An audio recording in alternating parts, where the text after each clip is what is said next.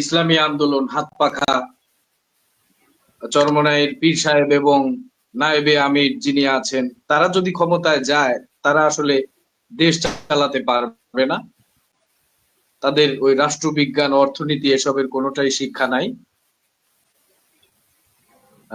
তারা দেশ চালাতে পারবে না। এই বিষয়ে আপনার কি বলার আছে? অসংখ্য ধন্যবাদ।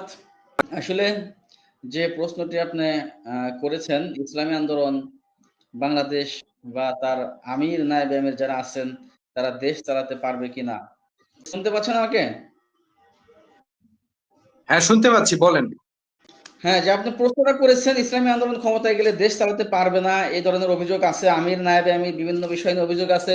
আমি বলবো এই কথাগুলো যারা বলেন তারা হচ্ছে উদ্দেশ্য প্রণোদিত ভাবে বলেন, এক নাম্বার। দ্বিতীয় হচ্ছে হয়তোবা তারা হচ্ছে শয়তানের প্ররোচনায় প্ররোচিত হয়ে বলেন, অথবা তারা জানে দেশ চালাতে পারবে, জানা সত্ত্বেও তারা বলে।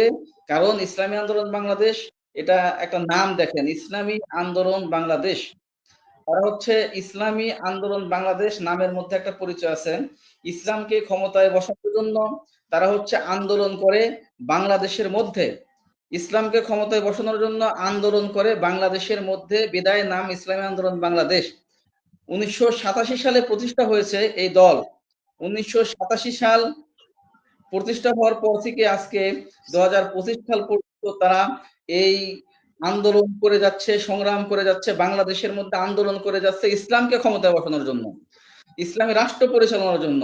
এখন যারা বলে ইসলাম আন্দোলন বাংলাদেশ ক্ষমতায় গেলে দেশ চালাতে পারবে না, এটা হচ্ছে তাদের উদ্দেশ্য প্রণোদিত কথা। কারণ তারা জানে ইসলামী আন্দোলন যদি ক্ষমতায় যায়, তারা তো, আমাদের ইসলামী আন্দোলনের মূল থিওরি হচ্ছে দেশ চলবে শরিয়া আইন মোতাবেক, শরিয়া আইন মোতাবেক, কোরআন সুন্নাহ মতে দেশ চলবে।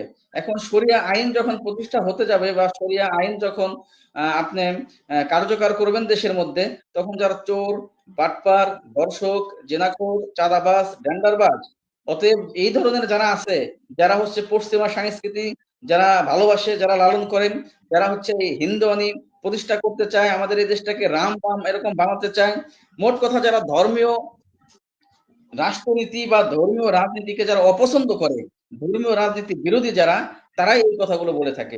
ইসলামী আন্দোলন দেশ চালাতে পারবে না। আপনি যারা কিন্তু কথা বলে, তারা বলে কিভাবে? ইসলামী আন্দোলন কি ক্ষমতায় গেছে, দেশ চালাইছে? চালানোর পরে যদি 2 মাস পরে ব্যর্থ হয়ে যেত, 6 মাস পরে ব্যর্থ হয়ে যেত, তখন না বোঝা যেত ইসলামী আন্দোলন দেশ চালাতে পারবে না বা পারে না। তারা তো এখনো যায় নাই।